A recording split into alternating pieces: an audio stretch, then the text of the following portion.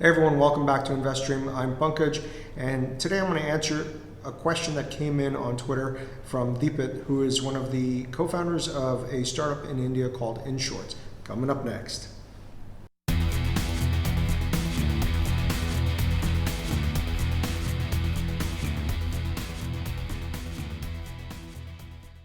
So the question that Dipit asked was, how can Series B plus growth stage companies create a thesis around strategic investments, acquisitions, and other opportunities for inorganic growth? So one of the things that a startup that is much later stage than typically what we talk about on InvestStream is one of the things that you probably want to do is identify what your key objectives are and build a thesis around that.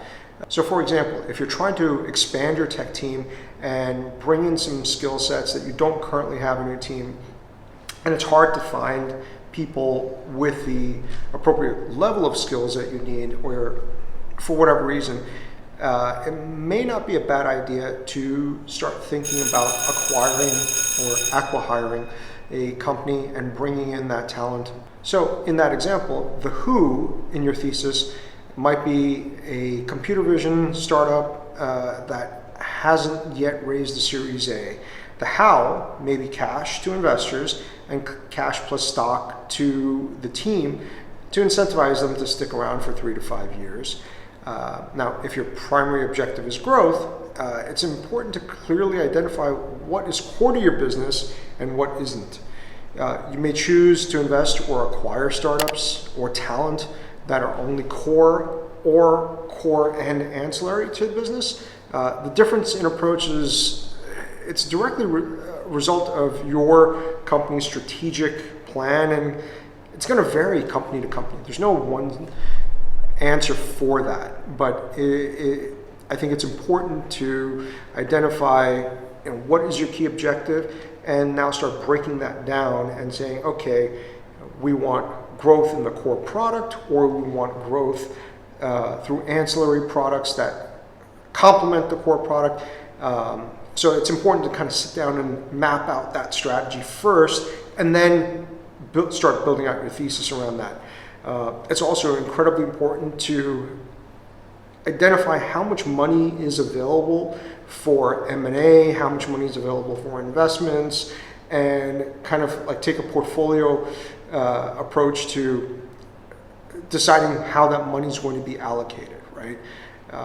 Rather than just saying, all right, we're going to take a certain amount of money and use it for all of these activities. I think it's good to kind of, it doesn't have to be a hard or rigid rule, but at least identify and say, all right, this money, 80% of it is going to go to M&A and 20% of it is going to go to opportunistic investment. I think it's important to build out a team that's going to focus on executing this thesis. They buy into the thesis, and they're going to focus on building the relationships with investors and founders that could bring the right type of deal flow to you so that you can start executing these strategies either through M&A or through investments.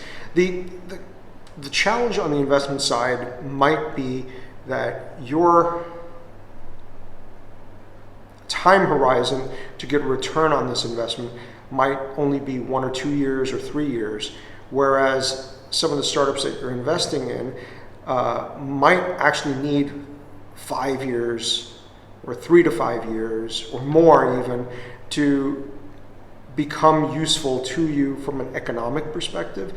They may become useful to you from a ancillary product growth perspective sooner, but I think it's important to be clear on that right at the beginning. So that time horizon is incredibly important. Let's focus on growth a little bit, because that was kind of the focus of Dipit's question.